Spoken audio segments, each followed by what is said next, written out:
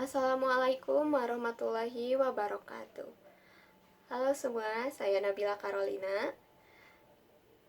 Sebagai makhluk sosial, manusia tidak dapat hidup tanpa berinteraksi dengan orang lain.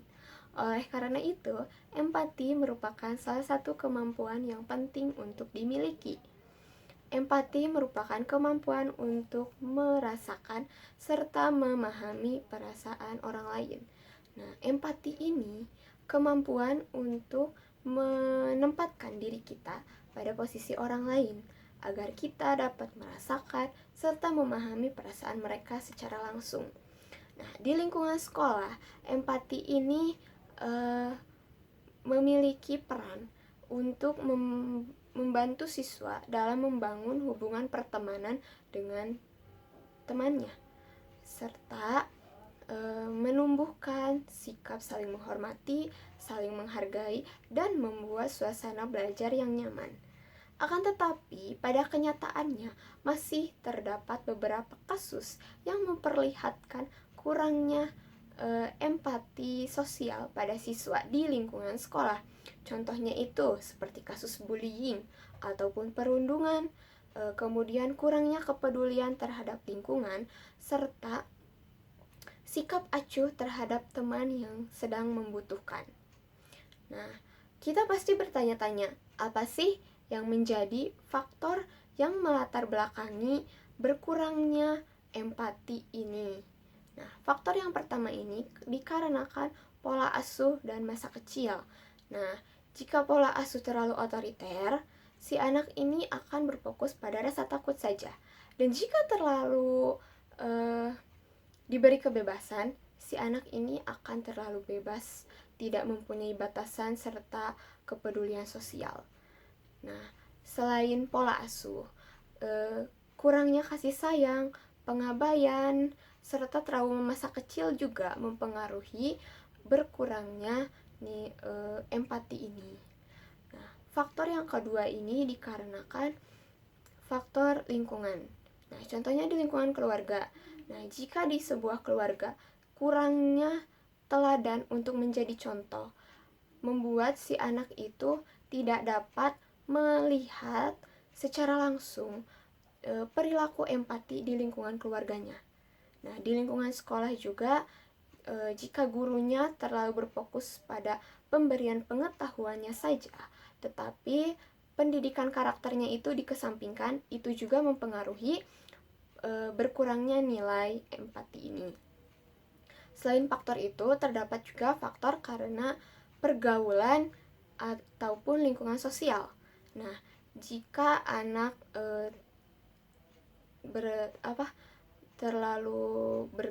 jika anak memiliki pergaulan yang kurang baik atau lingkungannya itu menormalisasi kekerasan, nah itu membuat si anak memahami bahwa sikap yang dengan kekerasan itu tuh diperbolehkan dan akan ditiru olehnya. Nah, itu beberapa faktor yang melatar belakangi berkurangnya nilai empati ini. Nah, pasti ada dampaknya dong. Nah, ada dampaknya itu. Yang pertama, merenggangnya hubungan pertemanan. Nah, yang kedua itu maraknya kasus bullying. Nah, karena si pelaku bullying ini tidak menempatkan diri sebagai korban bullying.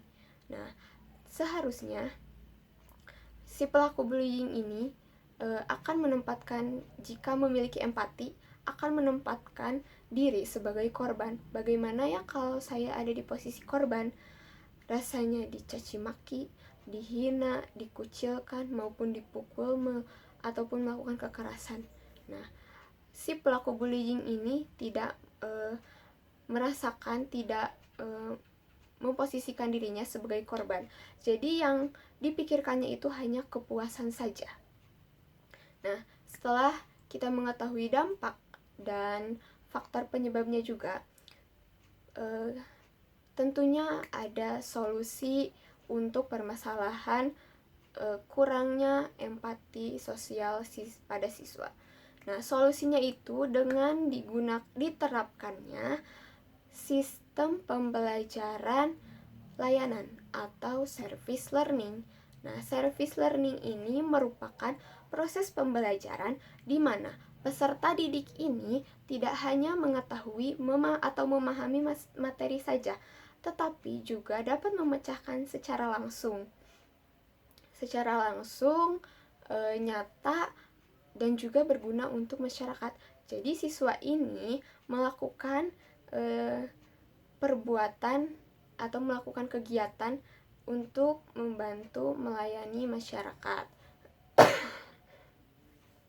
Nah, ada beberapa tahapan dalam menerapkan solusi ini. Yang pertama itu dilakukan identifikasi masalah terlebih dahulu. Nah, guru mengidentifikasi dulu masalah yang terjadi di lingkungan sekitar. Contohnya itu mengenai kebersihan lingkungan. Nah, setelah identifikasi masalah, memasuki pada tahapan yang kedua, yaitu tahapan persiapan. Guru beserta siswa merancang sebuah kegiatan. Nah, guru itu merencanakan program apa nih, program sosial apa nih yang akan kita lakukan bersama siswa. Nah, setelah diketahui, misalnya kita ambil program kerja bakti. Nah, kemudian guru menentukan lokasi serta jadwal kegiatan. Jadi lokasinya program kerja bakti sosial ini akan dilakukan di mana, serta pelaksanaannya itu akan dilakukan kapan, misalnya pada hari Kamis. Nah, kemudian setelah itu guru membagi siswa ke dalam beberapa kelompok. Misalnya di kelas itu terdapat 20 siswa. Nah, bagi ke dalam 4 kelompok. Kemudian guru memberikan tugas masing-masing tiap kelompok. Misalnya, kelompok pertama membersihkan halaman sekolah, kelompok kedua membersihkan selokan depan sekolah, kelompok 3 memilah sampah, dan kelompok 4 membersihkan ruang kelas serta ruang guru. Nah, misalnya. Kemudian setelah membagi kelompok dan tugas, guru beserta siswa menyiapkan alat-alat kebersihannya seperti sapu, pel, kantong sampah, dan juga sarung tangan. Nah, tahap perencanaan telah selesai. Memasuki tahap selanjutnya, yaitu pada tahap pelaksanaan.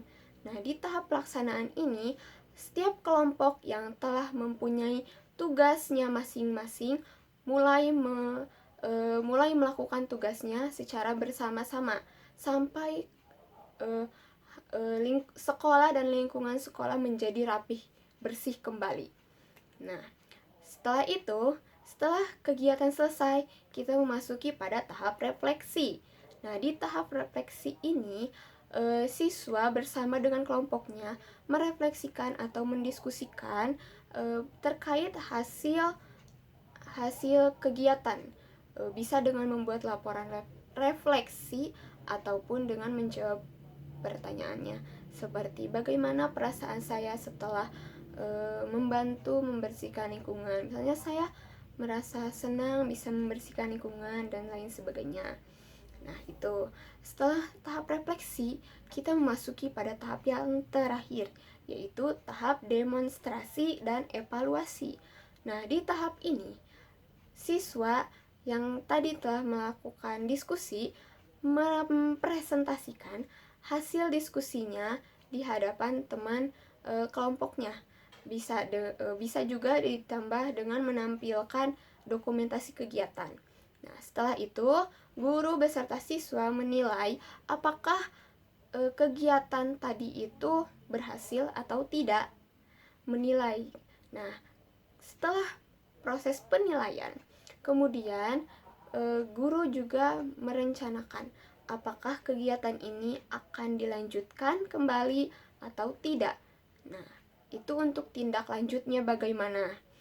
Nah, mungkin itu solusi mengenai penerapan service learning untuk kasus kurangnya empati sosial pada siswa di lingkungan sekolah. Dengan adanya service learning membantu siswa untuk menumbuhkan sifat empati terhadap sesama, tanggung jawab, serta tanggung jawab sosial. Nah, mungkin sekian yang dapat saya sampaikan. Mohon maaf apabila banyak kesalahan, baik yang disengaja maupun tidak disengaja. Wassalamualaikum warahmatullahi wabarakatuh.